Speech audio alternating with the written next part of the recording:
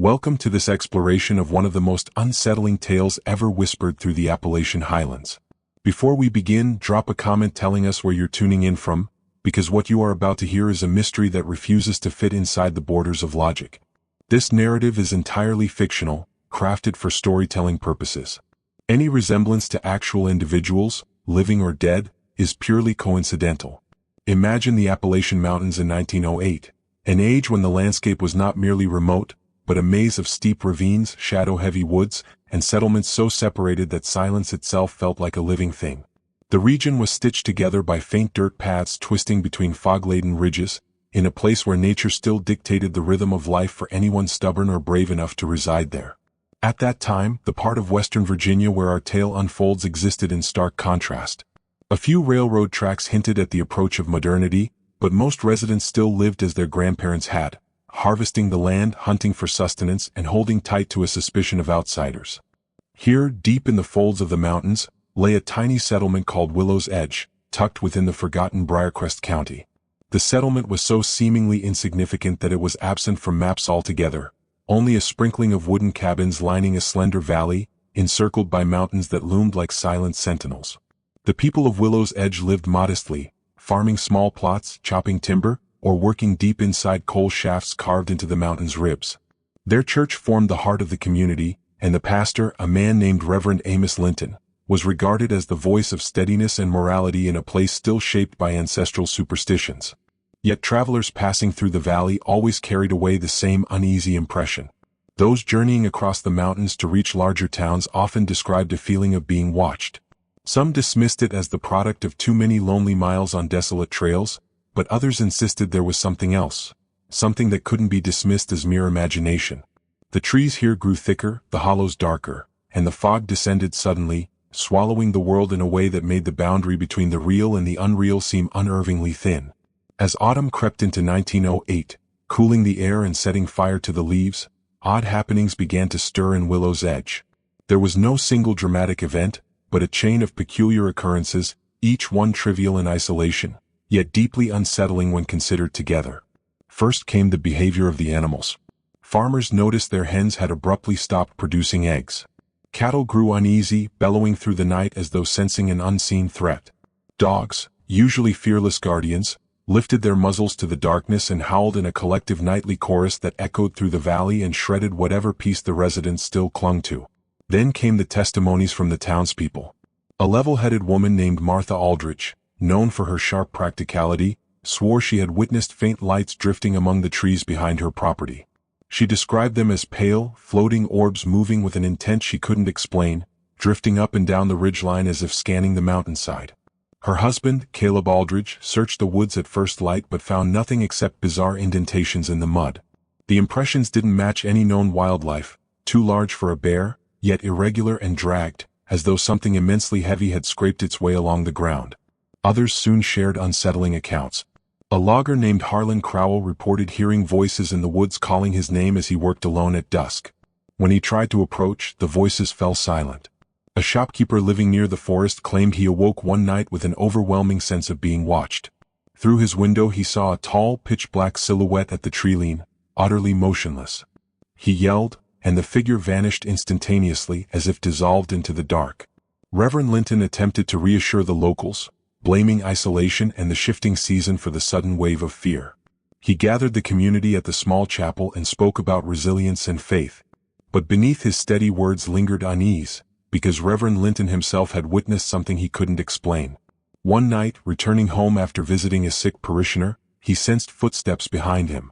He turned multiple times, yet saw nothing except moon-cast shadows stretching across the dirt road. But when he reached his home and bolted the door, he heard the distinct sound of heavy steps circling the property, slow, deliberate, lasting hours until fading just before dawn. By the time October thickened, Willow's Edge felt suffocated by tension. Residents locked their doors earlier, avoided traveling at night, and whispered about the strange presence creeping through the valley. Some elders recalled ancient tales, stories told by ancestors about spirits inhabiting the mountains long before settlers arrived. They spoke of thin places where the veil between worlds weakened, allowing things that didn't belong here to slip through. But the younger generation dismissed these as relics of primitive folklore. Then came the event that changed everything. It occurred on a bitter November night, when the first frost crystallized on cabin windows and the full moon cast an eerie glow over Briarcrest County. The air was unnervingly still, every sound unnaturally loud. And it was that night at the Redmond property, where fear found its first undeniable form. Jonas Redmond, a stout, no-nonsense man known for scoffing at all talk of the supernatural, lived with his wife Eva Redmond on the northern fringe of the settlement, where the woods grew thickest. Jonas openly mocked the stories circulating through Willow's Edge, insisting the villagers were letting cold weather and loneliness cloud their judgment. Eva was more cautious, but she trusted Jonas's grounded nature. Their home was simple but sturdy, bordered by their cultivated fields and a modest barn. Around 10 p.m. that night, Eva was washing dishes when a noise halted her hands in the water, a dragging sound coming from the barn, like something heavy scraping across the wooden floor. She called Jonas. He grabbed his lantern, grumbling about raccoons, and headed across the yard. Eva stood in the doorway, watching the lantern's glow sway through the darkness. Jonas pushed open the barn door, lifting the lantern high. Everything appeared in its place, the neatly hung tools, the stacked grain sacks. But then he noticed it. Deep markings gouged into the far corner of the barn floor, carved in a circular motion, as though something massive and unseen had rotated or stirred there. As Jonas approached, he felt an inexplicable shift, an invisible pressure tightening around him. The air suddenly felt thick as if it were watching him.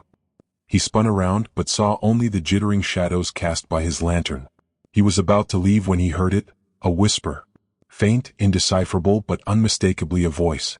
That was the first moment in his life Jonas Redmond felt true fear.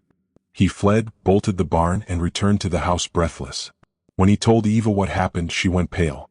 They stayed up through the night, locking every window and door. But the morning brought something far worse. When dawn finally broke over the valley, Jonas braced himself and returned to the barn. He expected to find everything just as he had left it, ominous but unchanged. Instead, the sight that greeted him tightened his chest and robbed him of breath. The barn door, which he distinctly remembered locking with trembling hands the night before, hung open. Inside, chaos reigned. Tools were strewn across the floor as if thrown by a furious, invisible force. Grain sacks lay ripped apart, their contents spilled like pale dust across the boards. But the centerpiece of the scene froze Jonas where he stood. Drawn on the barn floor, using soot or ash, was a geometric symbol. An intricate tangle of intersecting lines and spirals forming a shape that seemed to almost move if he stared too long. The design was unsettling, hypnotic, and profoundly wrong. Eva had followed him inside, and when her eyes landed on the mark, she clapped a hand over her mouth. She recognized it. Her grandmother, an old mountain woman steeped in ancestral lore, had once shown her similar patterns etched into worn journal pages. Symbols, she had warned, that were never meant to be recreated. Symbols used long ago to summon or speak to things that lived beyond the boundary of the human world. Eva had always dismissed the stories. Now, staring at the symbol on her own barn floor, she felt that dismissal crumble into dust. They quickly buried the drawing under handfuls of dirt until the symbol disappeared beneath the wooden grain. Jonas locked the barn again, though both knew a lock meant nothing anymore. They told no one. But the burden of silence began to eat at them in the days that followed. Eva's sleep turned violent. She jolted awake night after night, haunted by dreams of shadowy figures staring at her from between the trees, their eyes hollow and glowing. Jonas grew paranoid, checking the doors repeatedly, jerking at every strange sound, scanning the hills as if expecting something to crawl out of the trees. And they weren't the only ones. Strange happenings spread across Willow's Edge. A widow named Edna Carlyle awoke to every window in her cabin thrown wide open, the icy wind sweeping through her home despite her certainty she had bolted them all the night before.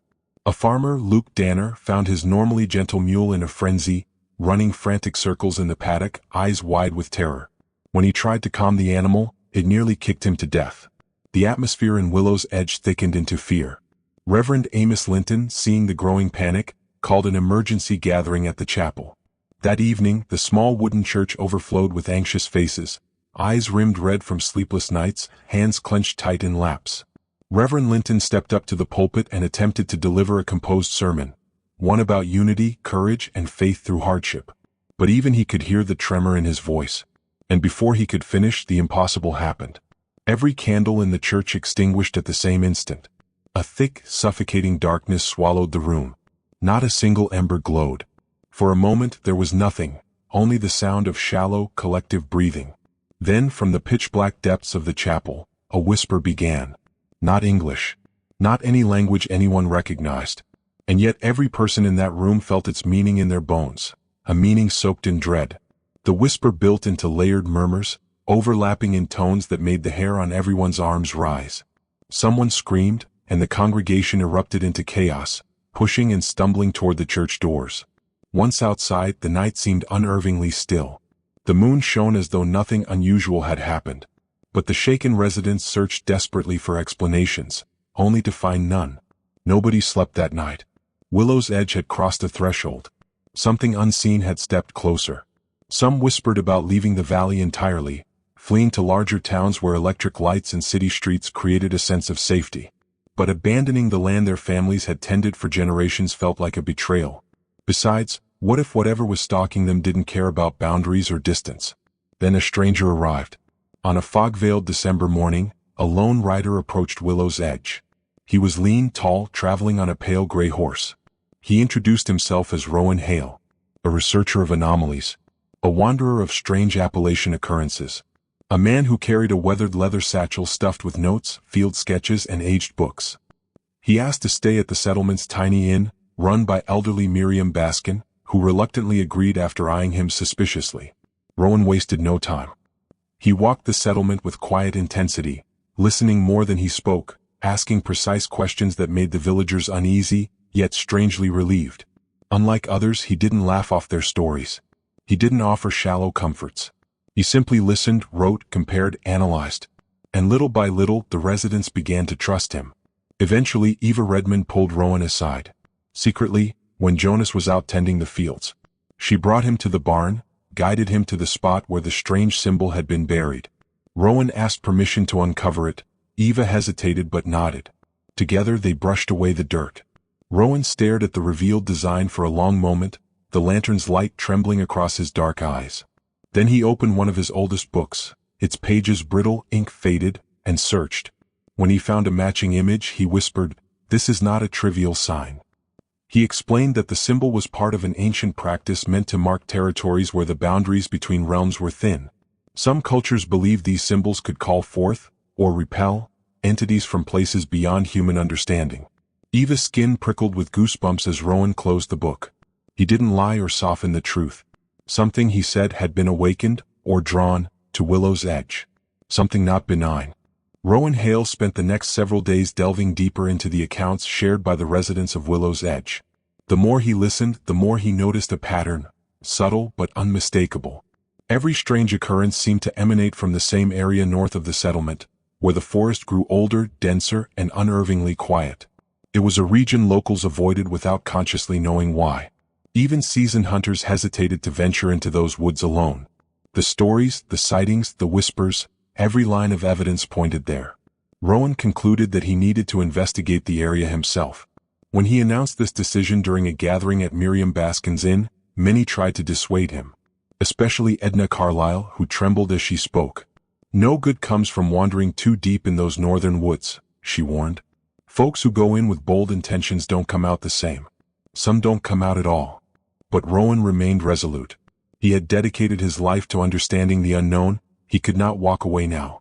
Surprisingly, he did not have to convince others to join him. Reverend Amos Linton volunteered first. He felt responsible for the safety of everyone in Willow's Edge and believed it was his duty to face whatever menace haunted their valley.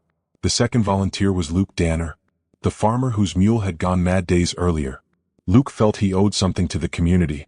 Or perhaps something inside him refused to let fear rule his home. And the third was Jonas Redmond. Still visibly shaken from his own experience, he nevertheless insisted on coming. He refused to be the kind of man who let others risk their lives while he stayed behind. Eva begged him not to go. But Jonas, jaw set, replied, "If we sit still, this thing will find us anyway." And so, early the next morning, the four men packed lanterns, ropes, salt, and whatever supplies they believed might help, though none of them really knew what they were preparing for. They set out under a sky smothered by low gray clouds. The air felt heavy as if charged with something unseen. The trail leading north was narrow, swallowed by brambles, and so overgrown it was obvious no one had walked it in years. Tall trees blocked out most of the daylight. Roots twisted like gnarled fingers across the forest floor. The deeper they went, the more the world around them shifted. The silence became unnerving. No birdsong, no scurrying animals, not even wind rustling through the leaves. It was the kind of stillness that did not belong in a living forest. Rowan slowed his pace. "We're close," he murmured. After what felt like an eternity, they stumbled into a circular clearing unlike anything they expected. A stone formation stood in the center, ancient, crude, unmistakably human-made. It was a ring of jagged stones arranged with deliberate precision. Moss covered much of the structure, yet the stones seemed strangely untouched by time. In the middle of the ring yawned a dark opening, like a well but not made of brick or wood. It was simply a hole plunging into the earth, ringed with stones as though marking the boundary of something sacred or forbidden. The four men approached cautiously. Rowan knelt beside the opening. It was too dark to see anything inside. He picked up a small rock and dropped it into the hole. They waited and waited. No sound ever returned. The rock did not hit bottom, or whatever lay below did not allow it to. Reverend Linton whispered a prayer under his breath. Luke Danner clenched his fists. "This place ain't natural," he muttered. "Even the trees don't grow right here." He was right. Every tree encircling the clearing leaned away from the stone ring, as if the very forest was recoiling from it. Jonas Redmond took a step closer but immediately froze. A sound rose from the well. Not a voice, not exactly, more like a layered whisper carried on a wind that didn't exist. It rolled through the clearing in a single directionless wave, brushing past their ears in tones far older than human language. The four men exchanged a horrified look. Rowan's breath quickened. "We need to leave. Now." They backed away slowly, then turned and hurried into the trees. The forest seemed to close in around them, the shadows thickening with every step. Jonas swore he felt something moving behind them. Reverend Linton kept praying under his breath, voice shaking. Luke Danner nearly sprinted through the last stretch before the trail widened again. When they finally emerged from the woods and saw Willow's Edge in the distance, relief washed through them briefly. Because something was wrong. The settlement was silent. Too silent. Doors were shut. Windows barred. Smoke did not rise from chimneys. No children played in the dirt road. Something had swept through during the hours they'd been gone. Rowan broke into a run. The inn's front door creaked open with a slow, hesitant sway. Inside, chairs were overturned, dishes broken, and a single lantern lay shattered on the floor. Miriam Baskin was nowhere to be found. Reverend Linton's face drained of color. This wasn't just fear anymore. This was an attack. They ran from house to house. Finally, a door cracked open. Edna Carlyle pulled them inside and barred it again. Inside her home, more than a dozen shaken residents huddled together, faces pale, eyes red from crying. When Rowan asked what happened, Edna swallowed hard and began to describe it. A darkness fell over Willow's Edge. A darkness thicker than storm clouds.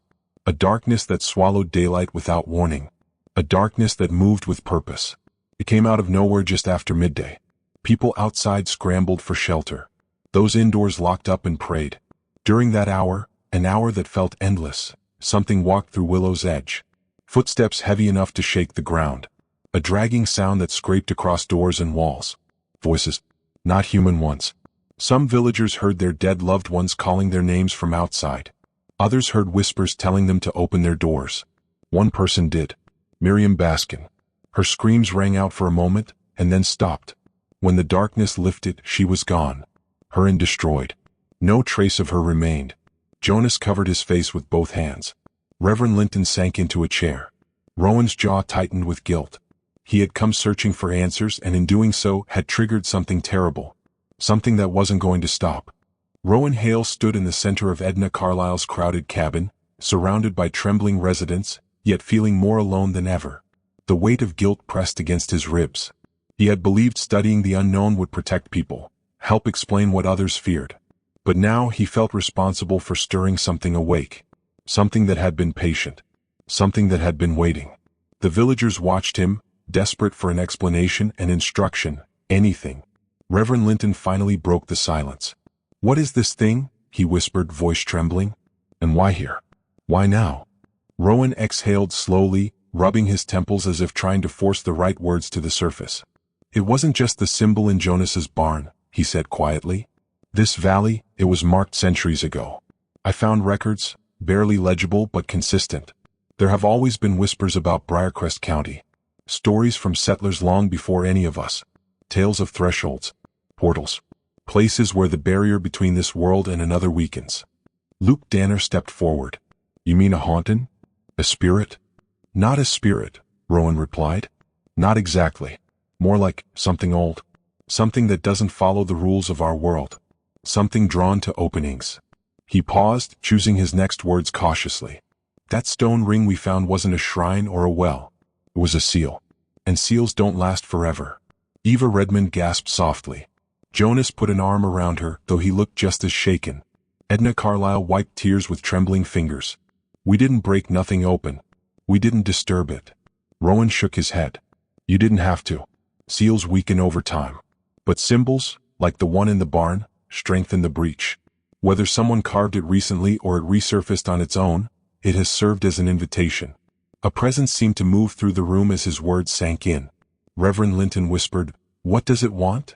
Rowan hesitated only a moment before answering. It's searching.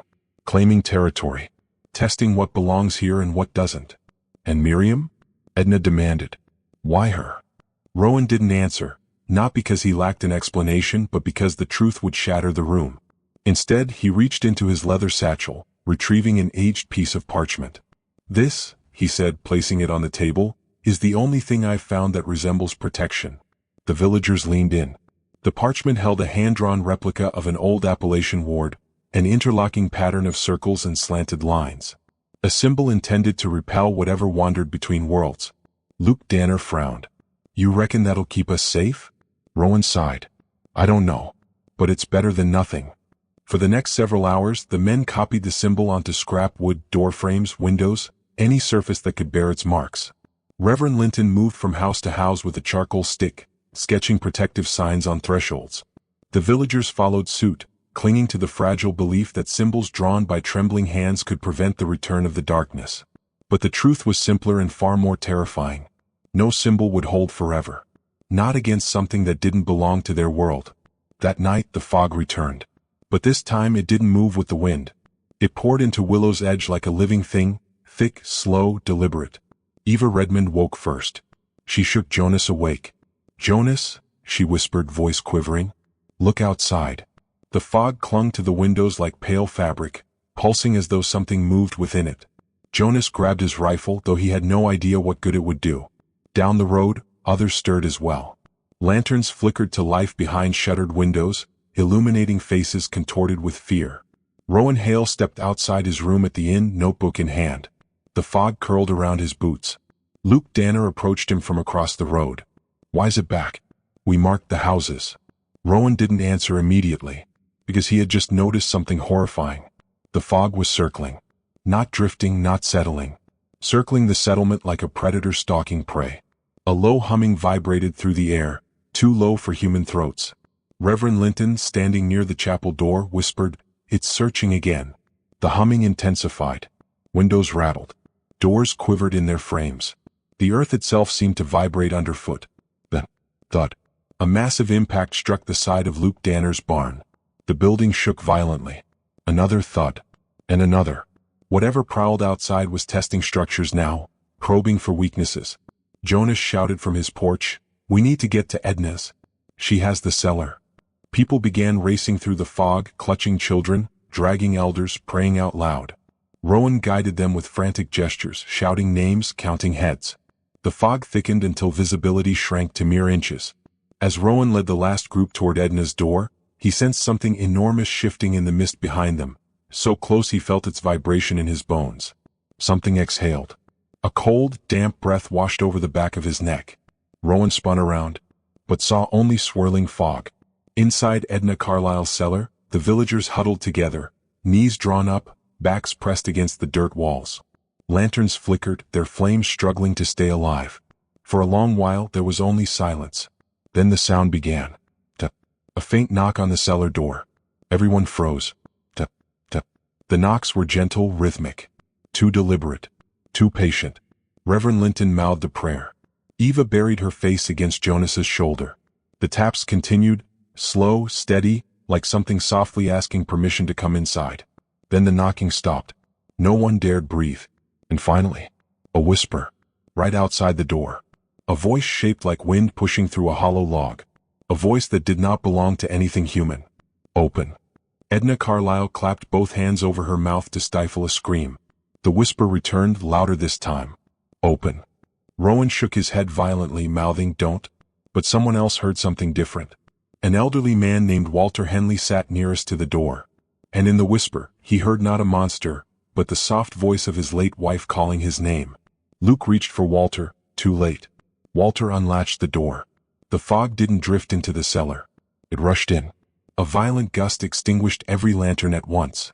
The cellar erupted into screams, shouts, panic breaths, a scramble of bodies, chaos and utter blackness. Rowan felt hands clutching at him, dragging him back, pushing forward. He heard Jonas yelling for Eva. He heard Reverend Linton speaking prayers so fast they tangled together.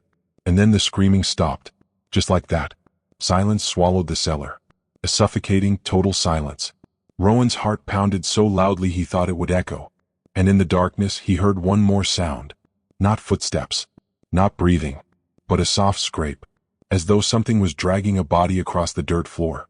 The scraping sound crept across the cellar floor, slow, deliberate, and unbearably heavy.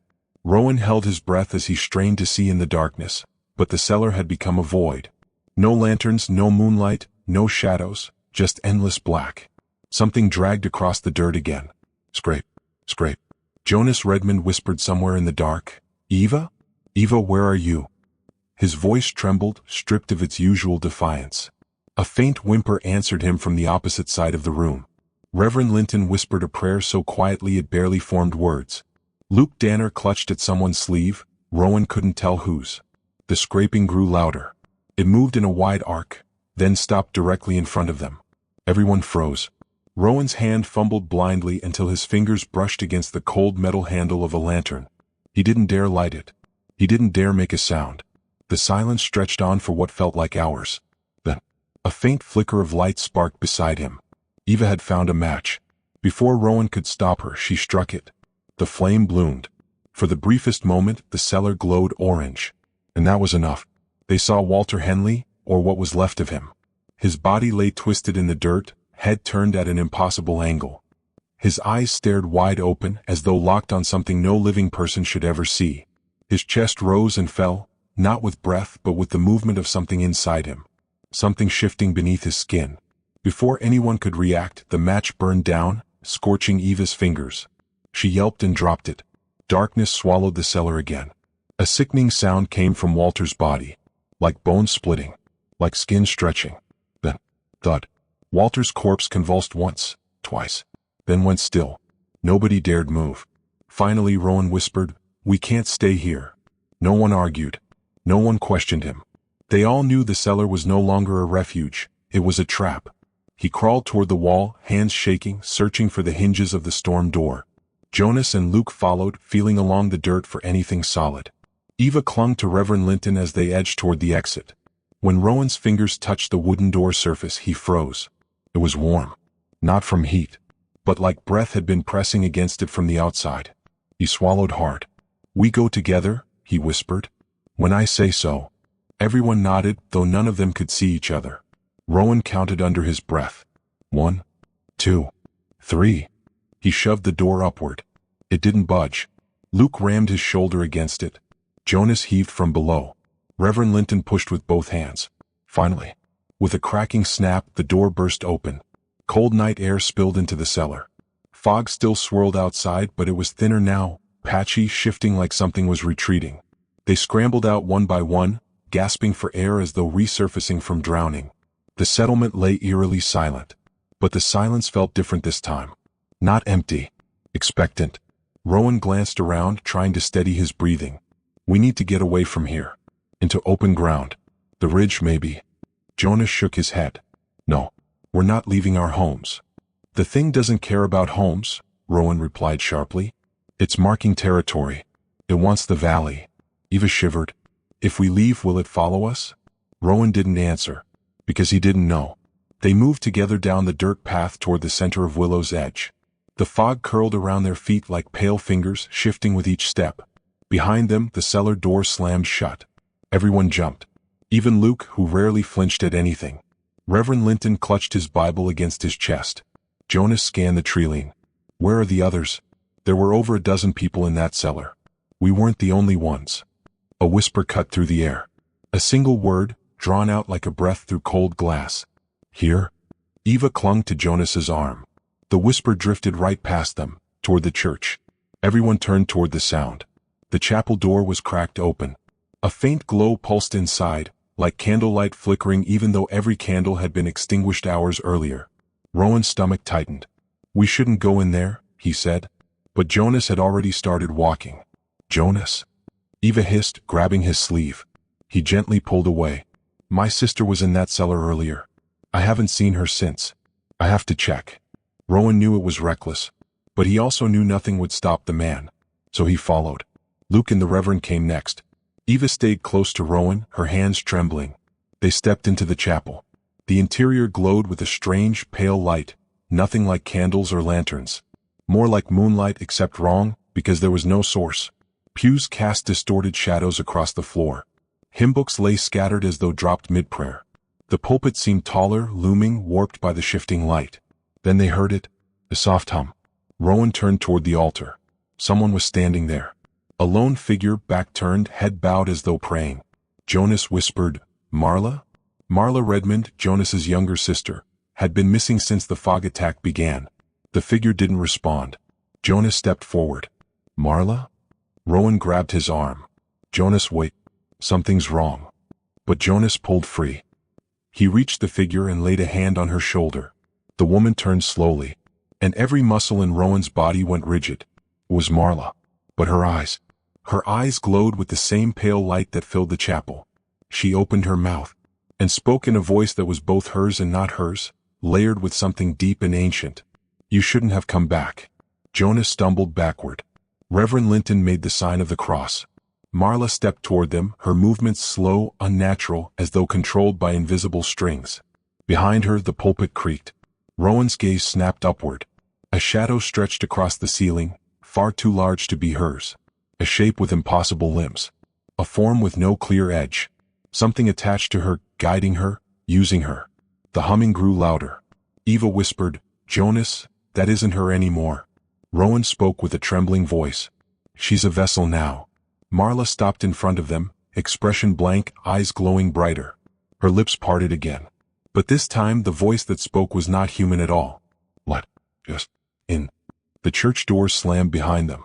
The floor vibrated. The light intensified until it hurt to look. And Rowan realized with a jolt of horror. This wasn't an attack. This was a warning. And the entity was done waiting.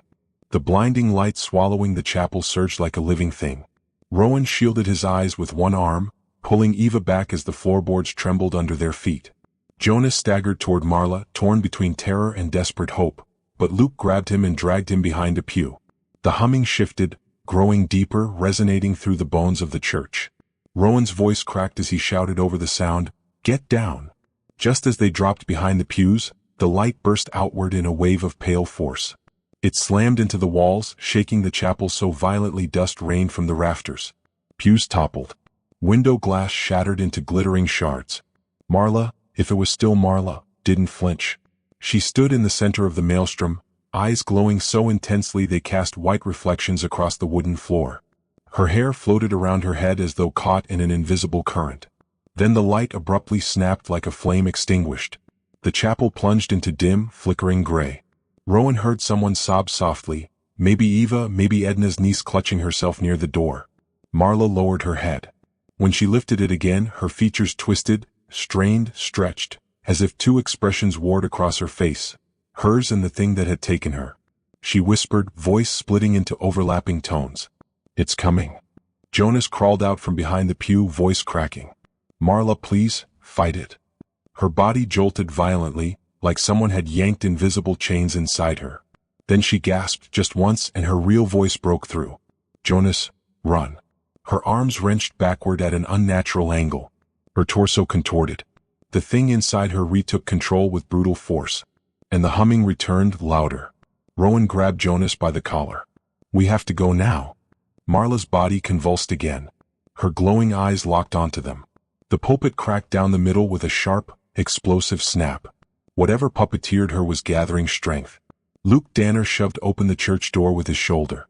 Move. They sprinted out into the cold air, stumbling onto the dirt road as the chapel behind them erupted into a chorus of groans and cracking wood. Jonas twisted back toward the entrance. I can't leave her. Eva seized his arm, tears streaming down her face. That's not your sister anymore. Rowan turned back once, just long enough to see a figure standing in the doorway. Marla. But now her limbs were impossibly elongated. Her jaw hung slightly open, glowing from within. Her silhouette stretched against the chapel's interior like a sick parody of humanity. And something behind her, a shape of pure darkness, was growing. Rowan's heart lurched. Run, he shouted, already pulling Eva with him. The group fled across the settlement. Fog surged behind them like a tidal wave. It swallowed the road, the cabins, the fence posts, everything. Luke yelled over his shoulder, the ridge. Up the ridge. It was their only chance. Higher ground. Open air. Distance from the settlement below. They scrambled uphill, slipping on wet leaves and frozen mud as the fog chased them with unnatural speed. Branches scratched their arms. Roots snagged their boots. Breaths came in ragged gasps. Halfway up, Jonas tripped but sprang back to his feet, driven by pure adrenaline. Behind them, the fog heaved like a living monster trying to climb the slope after them. Rowan could feel it, like fingers curling around his ankles, like breath on the back of his neck.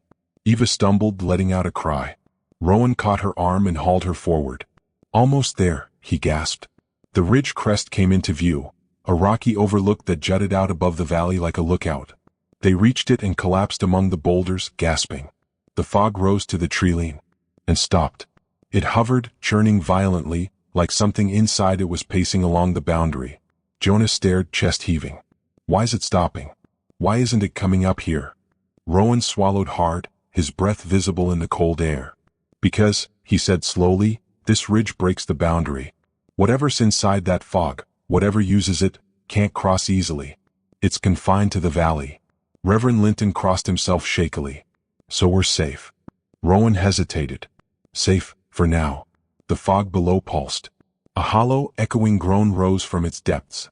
Luke flinched. Sounds angry. Jonas paced the ridge, fists clenched. What about the others? The villagers? My sister. His voice broke. Eva wrapped her arms around herself. What do we do now? Rowan looked out over Willow's Edge. Below them, the settlement was barely visible through the roiling fog. Then, faintly, so faintly he wondered if he imagined it, a light flickered in the chapel window. A pale figure moved inside. Marla. Or what remained of her. Rowan clenched his jaw. This isn't finished. That seal in the northern woods, it's connected to all of this. If we don't close it, Willow's Edge won't survive the week. Reverend Linton's eyes widened. Close it? How? Rowan exhaled shakily. By restoring the old barrier. Luke frowned. You mean that stone ring? Rowan nodded. But repairing a seal is dangerous. And I'm not even sure how to do it without someone on the inside. Jonas stepped forward. I'll go, he said, voice steady. Eva grabbed his arm. Jonas and oh. He looked at her with hollow eyes. My sister is down there. If there's even a chance, just a chance, I have to try. Rowan shook his head. It's not that simple. The thing inside her is using her, Jonas interrupted. And I won't leave her to it. Rowan opened his mouth. But before he could respond, a sound rolled through the fog below. A deep, drawn-out howl. Not an animal. Not human. Something else. Something calling to them from the valley. Jonas shivered. It knows we're up here. Rowan turned toward the dark northern woods. The seal is weakening faster than I thought. If we don't act soon, the whole valley will become a doorway. Eva whispered, a doorway to what? Rowan looked at her with haunted eyes. To wherever that thing came from. Wind whipped across the ridge. Fog pulsed below. And Rowan knew with chilling certainty. Tonight had only been the beginning. The fog had settled thicker than ever over Hawthorne Ridge, curling around the worn rooftops and creeping along the narrow cobblestone paths. Ilara stood at the edge of the ridge, her breath forming small clouds in the chill evening air. Every instinct told her to turn back, to retreat to the small safety of her cabin, yet something deeper pushed her forward, a need to confront what had been festering for far too long. From the shadows, a faint figure emerged. Maris, her once trusted cousin, now carried the weight of betrayal in every deliberate step. Their eyes met, a collision of past memories and present resentment. I thought you'd stay hidden, Ilara, Maris said, her voice a low hiss carried by the wind. but you never could resist digging where you shouldn't. Ilara's hands tightened around the edge of her coat. And you never could resist taking what wasn't yours, she shot back. The words were sharp, slicing through the silence between them. Maris smirked, though it didn't reach her eyes. Do you really think confronting me changes anything? The ridge remembers Ilara. It remembers everything. A chill ran down Ilara's spine, not from the cold but from the truth in Maris's words. The ridge did remember. Every whispered rumor, every secret act of deceit, every broken trust. And now all of it seemed to converge on this single, inevitable moment. You can't hide behind old stories forever, Ilara said, stepping closer. Eventually, everyone sees who you really are. For a heartbeat, the world seemed to pause. The wind stilled. The fog held its breath. Then, without warning, Maris lunged forward, and the confrontation that had been simmering for years finally ignited, raw, unrelenting, and unstoppable. If you like, I can immediately continue Part 8, where the confrontation escalates and long-buried secrets of Hawthorne Ridge start to unravel. This next part could bring the first big turning point in the Revenge and Revelation arc. The struggle was brief, chaotic, and messy. Ilara felt Maris's anger like a physical force, a storm she had spent years preparing for but never truly imagined facing. She blocked a strike, then pushed forward, their movements echoing through the empty ridge like claps of thunder. Why, Maris? Why betray everyone? Why betray me? Ilara shouted, her voice cracking. Maris's eyes flickered with a mix of regret and malice. Because it's always been about survival, Ilara. You think I wanted to live in your shadow forever? In Hawthorne Ridge, there's no room for weakness. Ilara's chest tightened. Every word, every revelation, made her realize how deeply the roots of deception ran. The ridge wasn't just a home, it was a labyrinth of secrets, and Maris had walked its darkest paths long before she had. And yet, Ilara's defiance did not waver. Survival? You call stealing my life survival? You call ruining everything I love survival? Maris faltered for the first time. The years of planning, of careful manipulation, couldn't shield her from the raw truth in Ilara's eyes. In that moment, the ridge seemed to lean in closer, listening, waiting for which side would falter. The fight slowed. Breaths came in ragged bursts. Then, without warning, Maris backed away, a trembling edge in her posture. You really see everything, don't you? Even the parts one thought I buried forever. Ilara took a cautious step closer. I see it all. And it's time the ridge sees it too. Maris's shoulders sagged, her defiance cracking like old wood under weight. For the first time, Hawthorne Ridge felt less like a prison and more like a witness, an impartial judge to all the sins that had gone unspoken for decades. And in that silence, Ilara realized something powerful. She was no longer just a victim. She was a force ready to reclaim not just her life, but the truth itself. By dawn, the fog had lifted, leaving Hawthorne Ridge washed in pale, trembling sunlight. Ilara walked through the village streets with a quiet determination, each step heavy with purpose. Word of last night's confrontation had already begun to spread.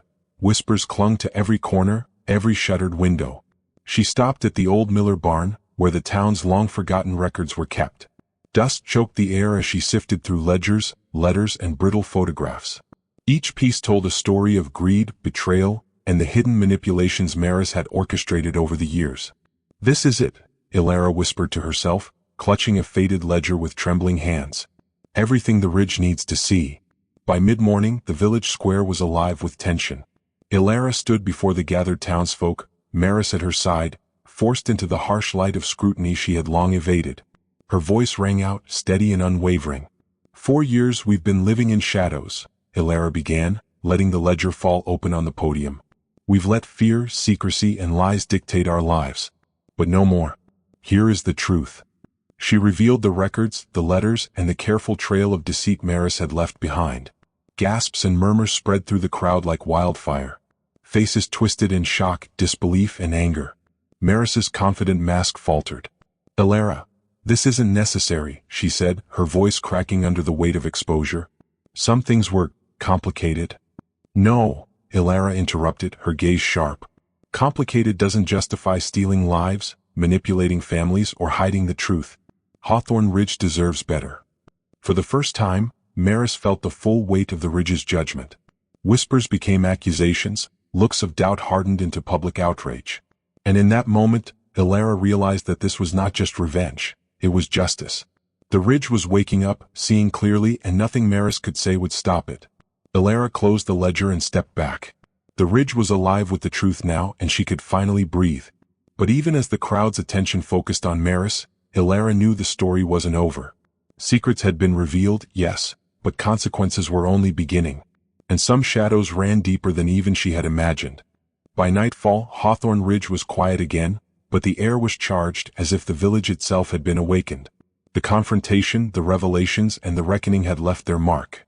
Lanterns flickered along the streets, casting long shadows that seemed less threatening now, more like reminders of the past that had been finally brought into the light.